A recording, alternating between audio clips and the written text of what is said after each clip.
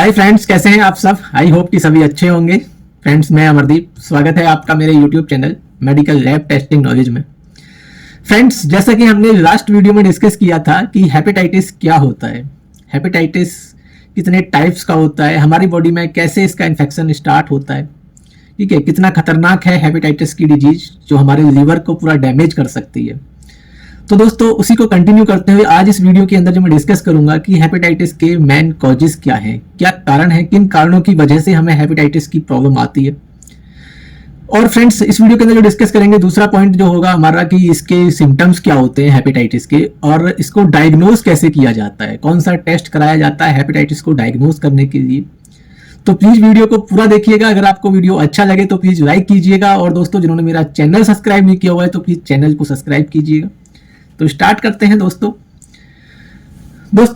Hepatitis, जैसा कि हमने लास्ट वीडियो में बताया था कि ये हमारी बॉडी के लिए, हमारे शरीर के लिए काफी खतरनाक डिजीज मानी जाती है, क्योंकि ये हमारे लिवर पर इफेक्ट डालती है, हमारे लिवर को डैमेज करती है। और हमारी जो लिवर है हमारी बॉडी के लिए बहुत ही महत्वपूर्ण ऑर्गन्स है, क्योंकि ये हमारे डाइजेशन में और भी हमारे बॉडी के सिस्टम को चलाने में बहुत ज़्यादा मतलब एक वर्क करता है, हेल्प करता है।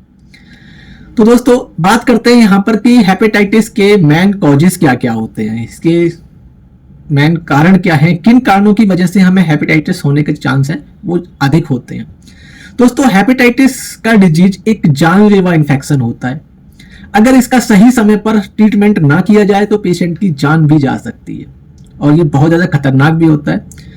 मेन रूप से अगर देखा जाए तो इन्फेक्शन के कारण शुरू होने वाला डिजीज, लेकिन इसके कई अदर कारण भी हो सकते हैं। मतलब वैसे तो ये इन्फेक्शन के थ्रू होता है, जैसे hepatitis A virus, B virus, C virus, लेकिन इसके कुछ अदर कॉजेस भी होते हैं जो मैंने यहाँ पे जैसा बताया कि मेन कॉजेस क्या है इसके।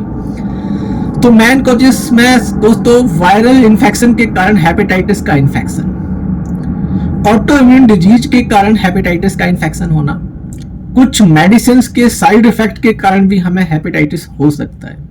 दोस्तों, बहुत ज्यादा अल्कोहल लेने या बहुत ज्यादा अल्कोहल कंज्यूम करने से भी हमें हेपेटाइटिस हो सकता है। लिवर में इन्फेक्शन की वजह से, अगर कोई एक्स्ट्रा किसी टाइप का हमारे लिवर के अंदर इन्फेक्शन हुआ है तो उसकी वजह से भी हमें हेपेटाइटिस होने का चांस रहता है।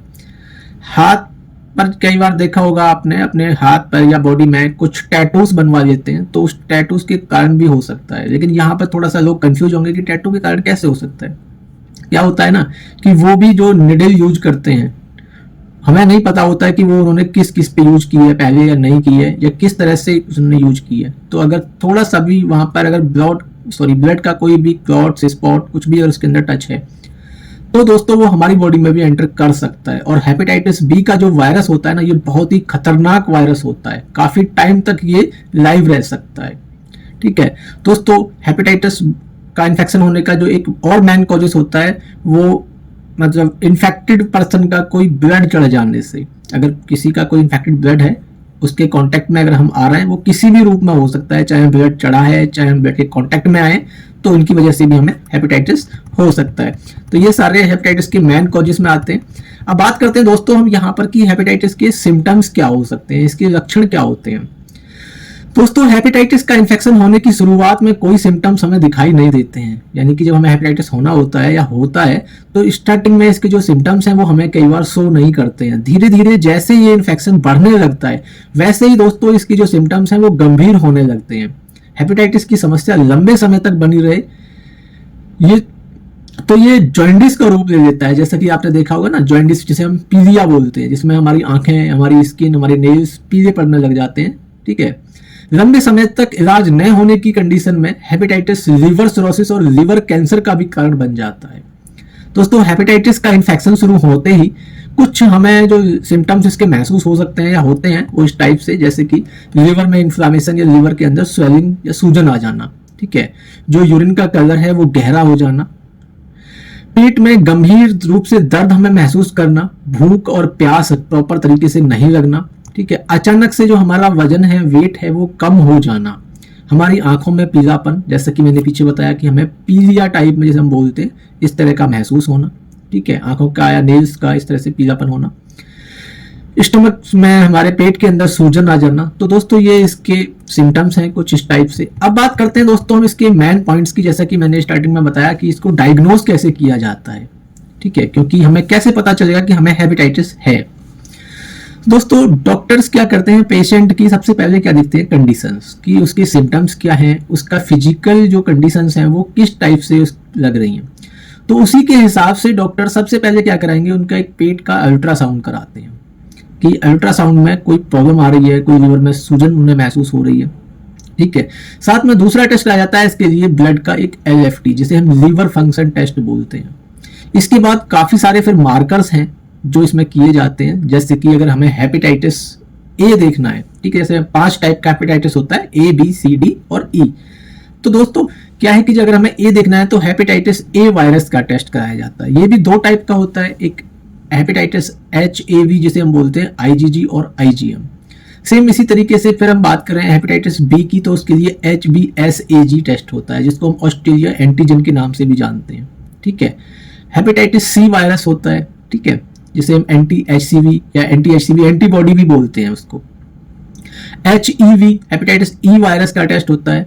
ऐसे ही सारे इसी टाइप से इसके जो ब्लड टेस्ट हैं वो कराए जाते हैं, लेकिन वो डिपेंड करते हैं डॉक्टर्स के ऊपर कि उन्हें सिम्टम्स कैसे महसूस हो रहे हैं पेशेंट के अंदर, कि उन्हें ए के सिम्टम्स हैं, बी के सिम्टम्स हैं, या कई बार डॉक्टर ए, बी और सी तीनों को इकट्ठा भी कराते हैं। ज़्यादातर कॉमन सबसे ज़्यादा जो टेस्ट कराए जाते हैं वो ए, बी और सी के होते हैं।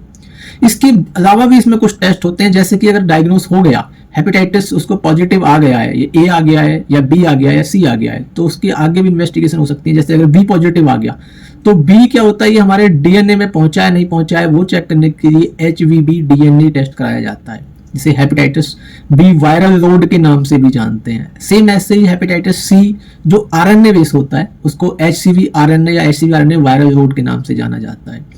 इसके बाद दोस्तों इसमें लिवर बायोप्सी टेस्ट भी कराया जा सकता है। तो ये सभी टेस्ट हमें हेपेटाइटिस के डायग्नोस करने के लिए भी कराए जाते हैं, और किसी अदर टाइप का अगर लिवर में इन्फेक्शन है तब भी डॉक्टर्स LFT वगैरह या कुछ अदर टेस्ट करा सकते हैं। बाकी दोस्तों अगर किसी को कोई सिम्टम्स महसूस होता है, किसी टाइप का कुछ परेशानी लगती है, तो मेरा मानना यह है कि सबसे पहले आप अपने डॉक्टर से सलाह लें। डॉक्टर की सलाह के बिना कोई भी टेस्ट अपनी साइड से ना कराएं, कोई भी मेडिसिन अपनी साइड से ना लें, क्योंकि जो सिम्टम्स होते हैं ये पर्टिकुलर एक डिजीज में सब में सेम नहीं होते हैं और हर पेशेंट में सेम नहीं होते हैं, ठीक है। तो बिना डॉक्टर की सलाह के कोई भी टेस्ट, कोई भी मेडिसिन ना लें। दोस्तों अगर आपको मेरी ये वीडियो अच्छी लगी हो तो प्लीज़ वीडियो को लाइक कीजिएगा, और जिन्होंने मेरा चैनल सब्सक्राइब नहीं किया हुआ है तो प्लीज़ मेरे चैनल को सब्सक्राइब कीजिएगा। बाकी आगे दोस्तों मैं इसकी कंटिन्यू इसको रखूंगा अभी हेपेटाइटिस के टॉपिक को। अब हम इसमें 1 by 1 डिस्कस करेंगे कि हेपेटाइटिस ए क्या है, ए के पर्टिकुलर सिम्टम्स क्या होते हैं, ठीक है, इसकी कॉजेस क्या हैं ए वायरस होने की, कैसे ए वायरस फैलता है, same B C D E, इस तरह से हम इसको आगे कंटिन्यू रखेंगे। तो दोस्तों आज के लिए इतना ही। Thank you so much.